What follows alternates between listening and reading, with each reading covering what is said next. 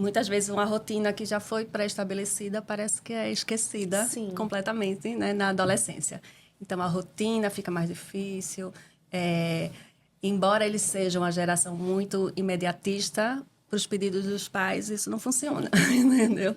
Né? Então, é um desafio, mas é extremamente necessário, né? Então, é justamente a gente controlar nossa impulsividade de manter tudo em ordem.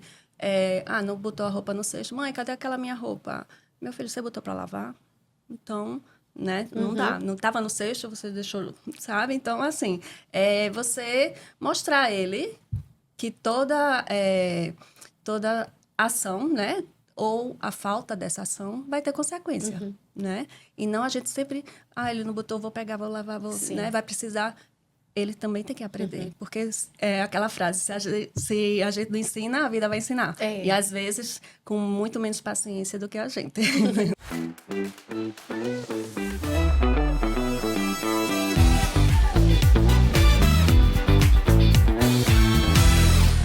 Olá, começa agora mais um episódio do CBV Cast e hoje para falar sobre autonomia. Como estimular a autonomia na primeira infância, também a autonomia de adolescentes, mas sem colocar em risco a segurança deles. Como incentivar esse desenvolvimento, como não ser pais protetores, super protetores é missão, eu sempre falo, é difícil, é tema importante, por isso estamos aqui com nossas convidadas que vão nos orientar, nos ajudar a desmistificar muita coisa e a aprender com certeza. Então, mais uma vez, muito obrigada pela participação de vocês. Já estiveram em outros podcasts, foi tanto sucesso que resolvemos voltar com a nossa conversa agora para falar sobre autonomia. Então, obrigada, doutora pediatra Andréia Mello e também Estefânia, professora Esté, né? Como é mais conhecida, professora lá do CBV. Obrigada, meninas, desde já. Obrigada a vocês pelo convite. Eu que agradeço o convite também. Como a gente pode, já pensando na criancinha ainda, porque vamos falar também sobre os adolescentes, mas naquela criança ainda pequenininha, por volta dos 2 anos, estimular a autonomia dessas crianças?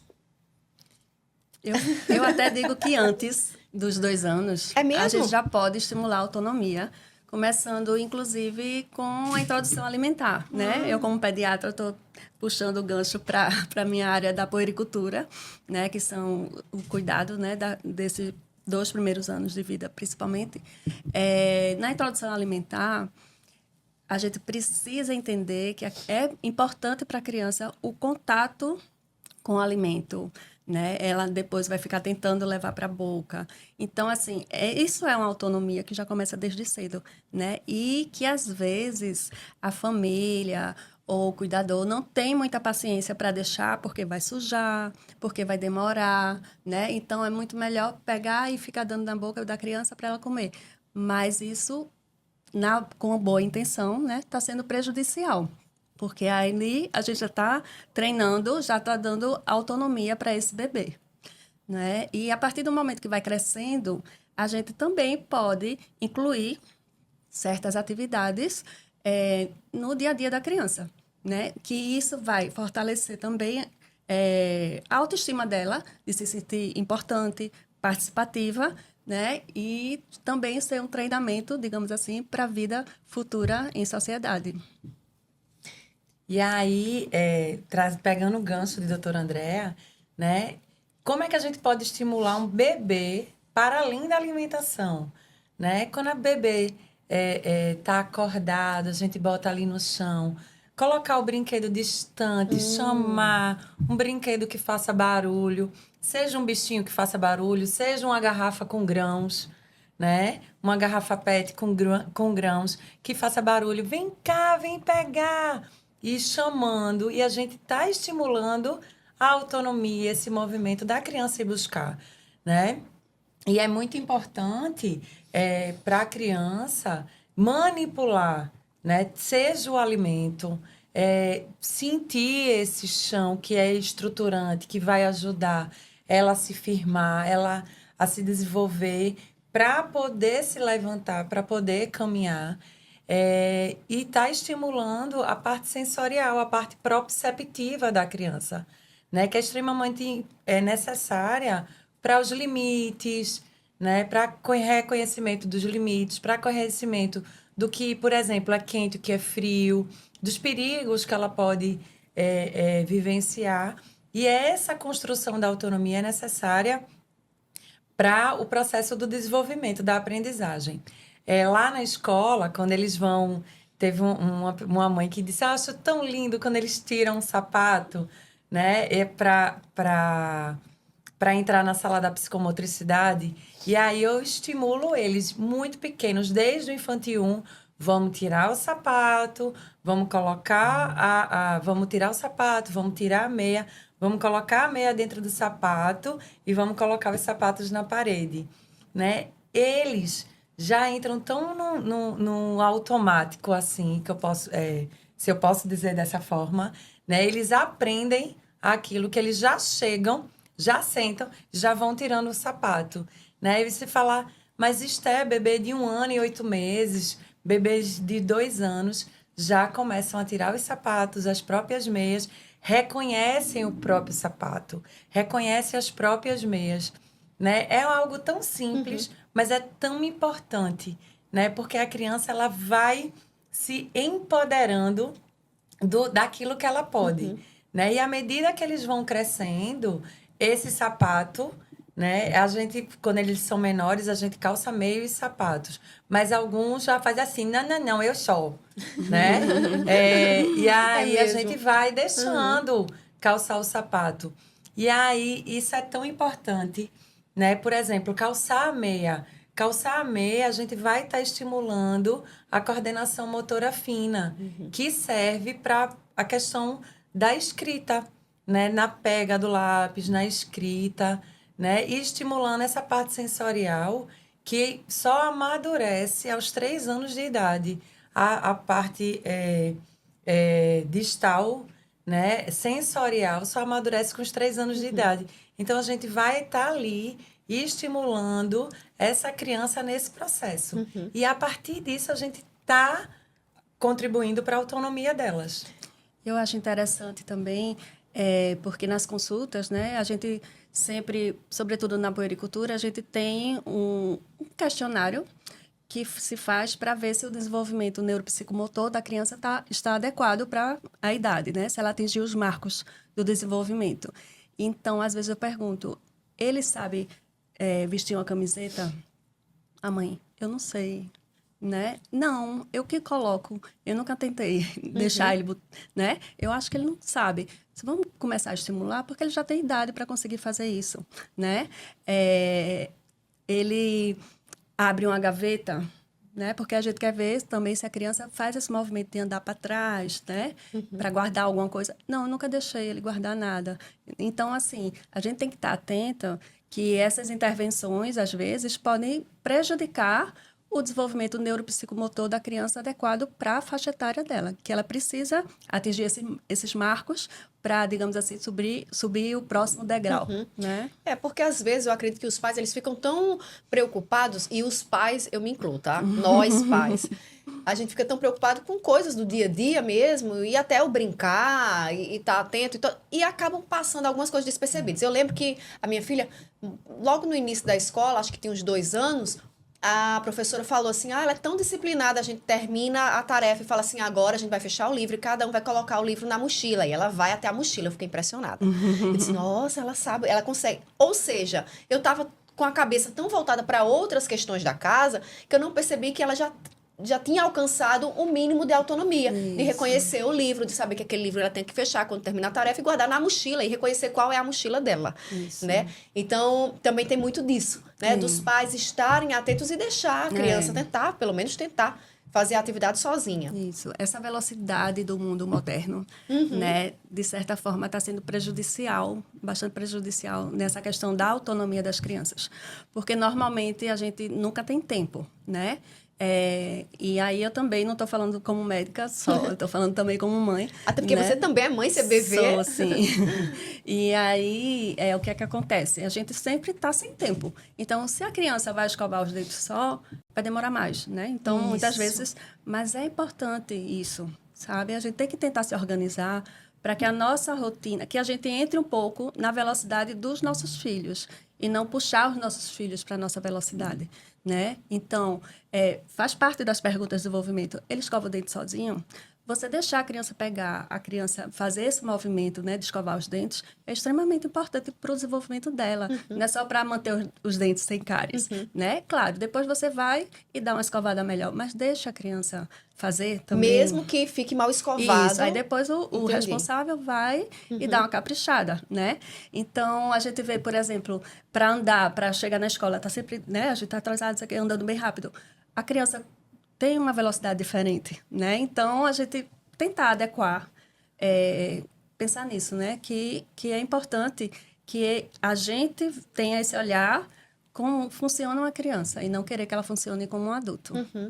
E a senhora falou sobre os marcos, né? Sim, sim. E aí, para quem tá ouvindo, quem tá vendo a gente também pelo YouTube, tem uma ideia, assim, de alguma atividade que deve ser feita a partir de quantos anos? Vocês conseguem pontuar e trazer alguns exemplos pra gente?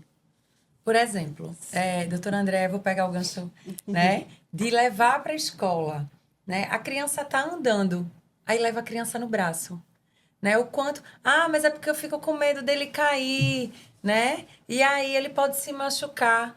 Mas o quanto é importante estar com a criança no chão, né? Vamos, filho, vamos entrar na escola. Deixa a criança levar a própria bolsa, Isso. né? Bota a bolsa, não bota a bolsa tão pesada, porque uma criança de 2 anos não vai conseguir levar uma bolsa tão pesada. Mas uma bolsa que seja adequada para a criança e que ela possa andar no chão. E aí, muitos pais questionam assim, mas se cair, eu digo, ele só vai aprender. A questão do equilíbrio, por exemplo, que é uma questão do marco Isso. do desenvolvimento, se ele andar no chão, se ele entender que ele precisa prestar atenção, uma criança que anda muito no braço, né, ela vai ter dificuldades no processo motor, né, no processo motor dela de forma global, mas também em questões relacionais e emocionais, porque ela vai se sentir insegura de, por exemplo, estar num parque. A gente precisa estimular, às vezes, crianças de 4 anos de idade, que já era para estar subindo na escada do parque e descendo o escorrego, porque são crianças que não são estimuladas, porque os pais... E aí a gente entende que fica com medo de cair, de se machucar, mas se ele quebrar um braço? E se ele machucar a cabeça? Mas o pai tá ali, ó, presta atenção, segura, olha para a escada, né? Tá ali trabalhando essa autoconfiança, que é extremamente importante para o processo de autonomia, né? Trabalhando o reconhecimento do espaço, né? E trabalhando essa autonomia de subir a escada e descer no escorrego, né? Quanto menor, a criança, desde pequena, sendo estimulada para esses processos, né? Mais fácil ela vai conquistar essa autonomia. Inclusive, existem algumas atividades que a gente pode e deve, né, permitir, digamos assim, que a criança faça no dia a dia mesmo, que além de todos esses benefícios, né, que Esté pontuou, de autonomia, tudinho, vai ajudar o desenvolvimento como um todo, né? Por exemplo, a criança de 2, 3 anos, deixa brincar, deixa espalhar os brinquedos, depois que terminar a brincadeira, a própria criança guardar os brinquedos, incentivar, né? Não, deixa que eu faço, que não vai guardar. Não, deixa ela fazer. Com certeza ela vai estar fazendo o melhor que ela pode, né? Não reclamar, sempre dar aquele reforço positivo, digamos assim, né? Também pode ajudar a colocar a mesa. Claro, você não vai dar um copo de vidro para uma criança de 2, 3 anos colocar, mas levar algo que não quebre, né? Uma toalha ou aqueles suportezinhos que você coloca na mesa, ela pode ajudar e deve, e ela se sente importante exercendo esses papéis, né? Uma criança de 4 a 5 anos, por exemplo, arrumar a cama. Não espere que a cama vai ficar cama de hotel. Não, mas deixa ele arrumar a cama, né? E incentive e elogie, né? Tudo isso vai ficando introspectivo, assim, vai ficando na mente da criança, né? E aí vai entrar na rotina e vai passar a ser uma coisa natural, né? Por exemplo, também ajudar na faxina. Se não for alérgico, claro, né? Ajudar a tirar o pó. Dá um paninho enquanto você está fazendo alguma coisa, para ela se sentir ajudando na limpeza da casa, né? Acho que contribui não só para a autonomia, mas também o espírito colaborativo, Isso. né? E a gente também, em outra oportunidade, né? A gente falou, construindo também memórias afetivas, Sim. fortalecendo vínculos, né? Por exemplo, de 6 a 8 anos, você já pode pedir para lavar a louça, né? Com supervisão, claro. Passar um aspirador na casa, ajudar a guardar as compras, certo? Então, você lá sempre próximo e Sim. orientando, né? É importante. E crianças de 9 a 12 anos, aí sim, já pode limpar um móvel com mais eficiência, digamos assim, né? Ajudar a preparar a refeição, mas tudo isso sempre supervisionado, né? Fazer uma lista do supermercado, ajudar. Vamos lembrar, e a criança vai escrevendo, você vai dizendo, ela vai lembrando. Então, tudo isso são atividades que ela pode fazer também. Assim como quem tem pet em casa, uma criança de 9 a 12 anos já pode ser responsável por algumas atividades com esse pet, né? De colocar ração, de trocar água, enfim. Né? De cuidados que são tão importantes, né? Isso. Por exemplo, Andréa, você estava falando da questão da lista da feira, né? As professoras de primeiro ano, que é aquela fase onde as crianças estão sendo alfabetizadas, elas orientam para estimular Olha. a escrita, né? Me ajude aqui a fazer a lista da feira, né? Então, você está ali ensinando a criança, né, de uma rotina da vida diária, né, para auxiliar a família, ela está colaborando com a família e ainda você está incentivando ela no processo de conhecimento, no processo de aprendizagem. Pedagógico, Né? No processo pedagógico, de estar ali. 2 quilos de arroz. E o que é aquilo, mamãe? E aí você vai explicar: aquilo é referente a peso, 1 litro de leite. Qual a diferença do quilo pro litro? Então, ali, além do processo de você estar auxiliando na autonomia, do que ela precisa fazer e ensinando desde criança que ela vai precisar desses conhecimentos para a vida adulta, né? E aí você está ali incentivando a criança a escrita e fortalecendo o vínculo com a família, né? Dela estar integrante daquela família, né? Hoje se fala muito sobre o lugar de pertencimento. Então, aquela criança, ela é integrante, ela pertence àquele ambiente e ela pode contribuir com os conhecimentos dela para colaborar para o ambiente familiar. Isso faz parte do processo de construção de autonomia. Lá na minha casa, por exemplo, a minha filha gosta muito de suco de laranja. E aí ela pede suco de laranja. Eu disse: você me ajuda? Ajudo. Aí eu vou espremendo a laranja e dou a casca para ela, ela já joga no lixo. Então ela já sabe que é o papel dela, ela tem que me ajudar, já que ela quer o suco, né? Isso. Falamos muito até aqui sobre autonomia na infância, mas tem uma fase que é muito delicada, que exige também, né? Precisa dessa autonomia para o desenvolvimento, que é na adolescência.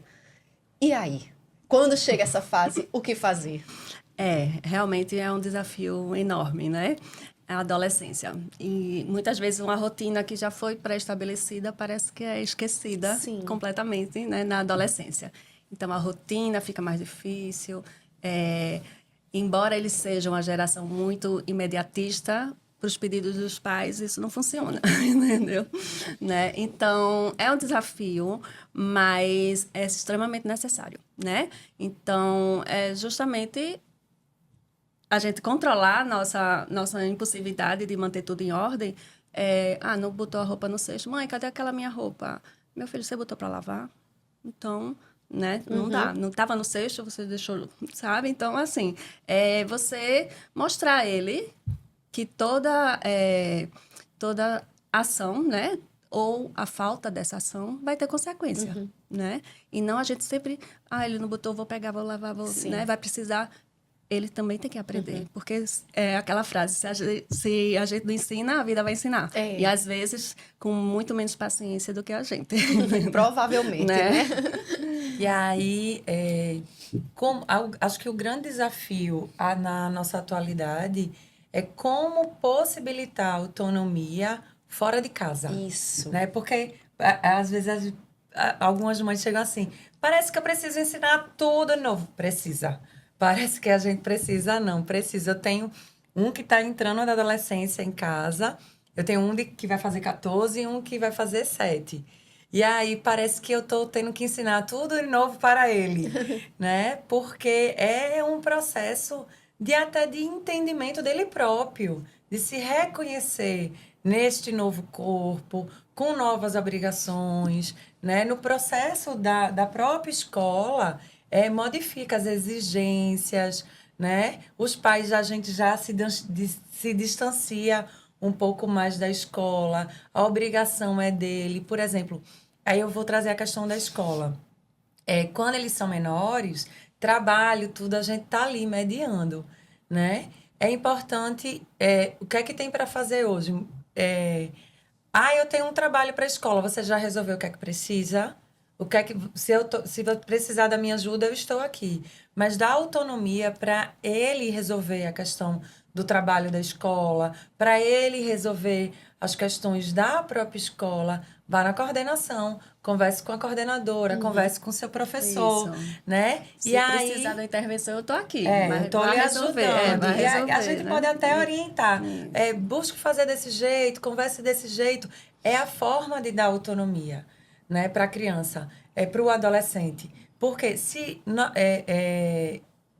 a escola é a possibilidade do ambiente social deles poderem aprender a viver fora da escola, né? E enquanto pais, a gente está com um adolescente de 14 anos e a gente está ali interferindo, não, eu vou conversar com a coordenadora, não, eu vou conversar com o professor. Em que momento a gente vai ensinar os nossos filhos a eles resolverem os conflitos, os problemas, as dificuldades que ele... eu tinha um trabalho hoje e eu esqueci. E agora, como é que você vai resolver? Eu não sei. Vá lá, converse com o seu professor, diga a ele que aconteceu um imprevisto, né? Vá lá, converse com a coordenação, né? Resolva essa questão com a coordenação. Outra coisa que eles solicitam é quando é que eu posso ir sozinho para a escola, né? Quando é que eu posso? Você pode me deixar, mas eu posso ir sozinho em que momento? E aí, eu acho que em família, conversar. Se a criança, se o adolescente está pronto de ir sozinho para casa, né? De poder meu coração andar. aperta só de pensar. E assim, no mundo de hoje é muito complexo. Muito. Né? Mas a gente precisa dessa autonomia. De, por exemplo, eu estou precisando de uma adolescente de 15, 16 anos, já consegue, se tiver um mercado perto de casa, ou uma padaria, eu vou te dar o cartão e você vai. Hoje é tudo muito cartão, né? Antigamente a gente ia com dinheiro. Ia 2 vezes, ia para perguntar o preço e voltava com dinheiro, não era?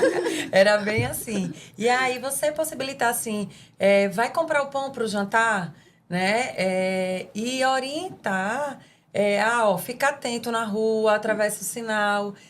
Mas só que essa segurança, ela só acontece se desde pequeno você vem ensinando isso para o seu filho, né? Não acontece do dia para a noite, é uma construção.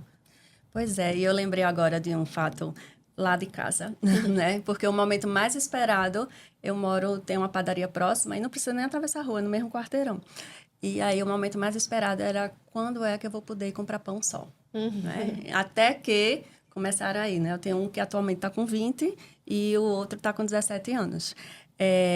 Mas claro que com 13 anos, mais ou menos, eles começaram aí.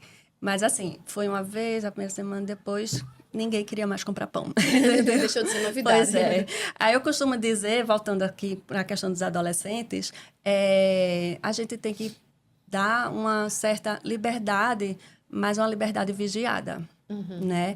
Porque eu ainda brinco assim com as mães que eu atendo, que eles ainda não têm juízo, então precisam da gente. Vai chegar um momento que agora a gente vai ficar mais na plateia para ver o reflexo de tudo que a gente ensinou, né? Mas a gente precisa dar espaço para eles desenvolverem a personalidade deles, eles saberem o que querem, o que não querem, o que gostam, o que não gostam, o que não concorda, né? Na adolescência tem muito isso, assim, deles acharem que a gente não sabe de nada, entendeu? Então, Tá, você sabe que o que você, como pai e mãe, você sabe que a sua opinião é o mais sensato, é o mais correto. Mas para a escuta, né? Para isso, essa conversa, esse debate, digamos assim, mas não de briga, mas de ideias, né? É importante, entendeu? Importante ele se sentir ouvido, mesmo que acabe fazendo o que você queria. Sim. Né? Que você queria porque você sabe que era o correto, que era o mais adequado. Né? Que ele consiga chegar com a própria reflexão que o que ele estava pensando talvez não fosse o melhor, que o pai ou a mãe tinha razão, né? Mas algumas vezes a gente também tem que ter a humildade de dizer, não, tá certo, você tá certo, vamos tentar dessa forma, né? Então, eu acho que tem que ser isso, uma liberdade compactuada, vigiada, né? E você estimular a autonomia deles, porque isso é muito importante, senão vai ficar aquele adulto que não tem iniciativa, que não tem um pensamento crítico, e eu acho que não é isso que a gente quer para os nossos filhos. Inclusive, até mudou a perspectiva de idade, né? Da adolescência, que vai até 25 anos 25 agora. anos, estendido. Né?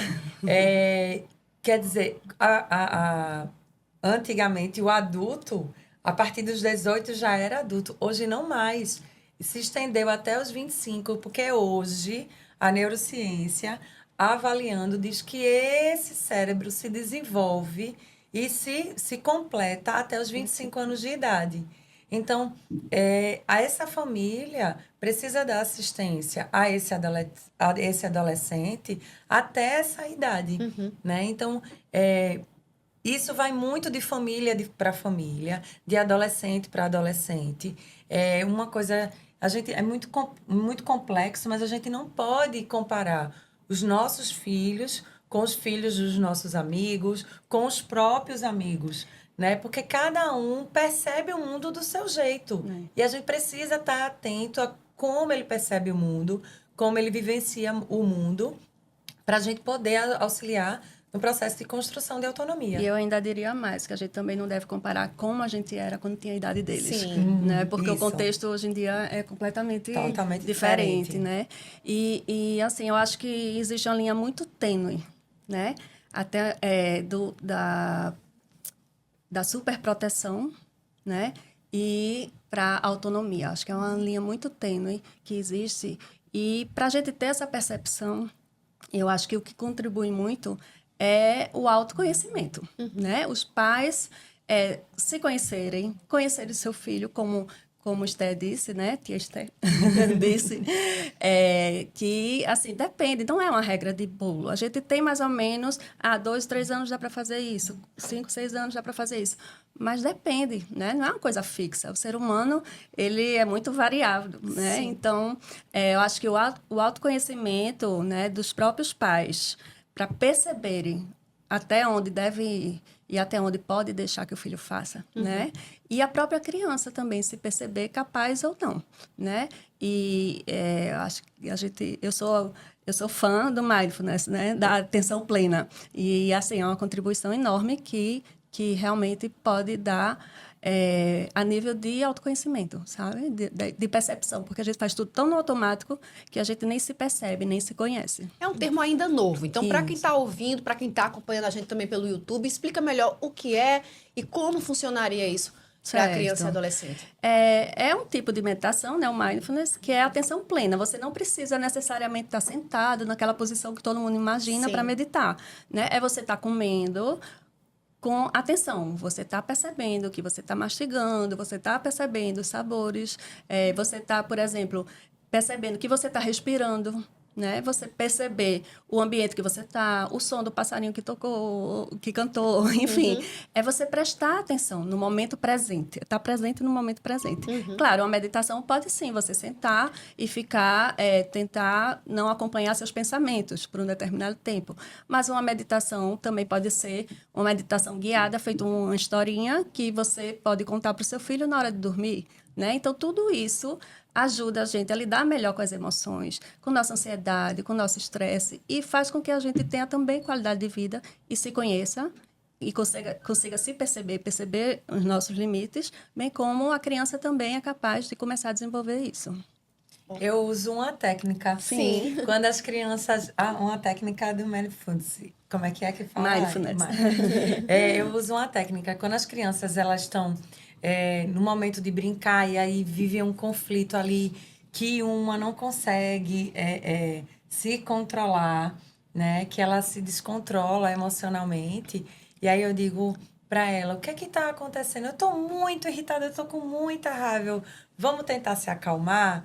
Aí eu digo, pensa que meu dedo é uma flor. Então, cheira a flor, pensa o cheiro da flor, sopra a vela. E aí eles vão ficando atentos a esse corpo, a essa respiração. E aí, quando ele se acalma, eu disse, podemos conversar agora? Você se acalmou, como é que a gente pode resolver isso? Essa é uma técnica realmente bem utilizada. Aí, é uma técnica que eu aprendi. E fácil, que qualquer um pode que qualquer aplicar, um pode, né, em casa. quando a criança Só precisa do dedo.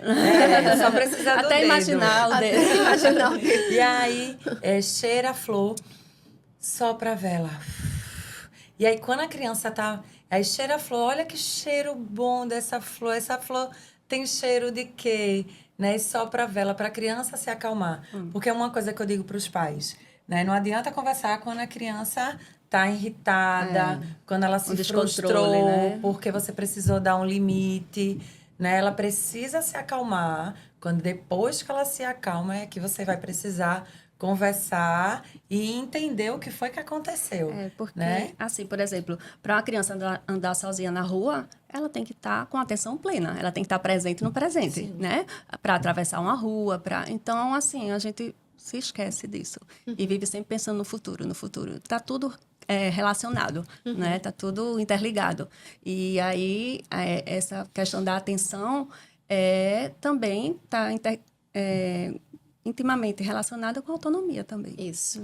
E esse excesso de futuro tem adoecido tantas pessoas, não só crianças e adolescentes, né? Mas adultos também. Meninas, muito obrigada. Aprendi muito com vocês. Hoje recebemos aqui Estefânia Nunes, professora Esther, psicomotricista, relacional, escolar e clínica, fonoaudióloga, terapeuta familiar. Também recebemos a doutora Andréia Mello, ela que é pediatra e professora de medicina, mãe CBV. Então, mais uma vez, muito obrigada por compartilharem o conhecimento de vocês com a gente. Eu aprendi muito, tenho certeza que o pessoal de casa, quem está acompanhando a gente aqui, também aprendeu. E se ligue sempre, CBVcast sempre tem um episódio, um bate-papo interessante sobre educação, sobre o desenvolvimento dos nossos filhos, crianças, adolescentes. Enfim, o tema é sempre de interesse nosso, pais, educadores, e você também pode participar, contribua, tá? Estamos no YouTube e também na plataforma do Spotify. Contribua, interaja, comente, compartilhe, porque essa interação é muito importante. Se tiver algum tema também, pode sugerir que a gente traz aqui para a mesa para a gente conversar. Muito obrigada e até o próximo episódio.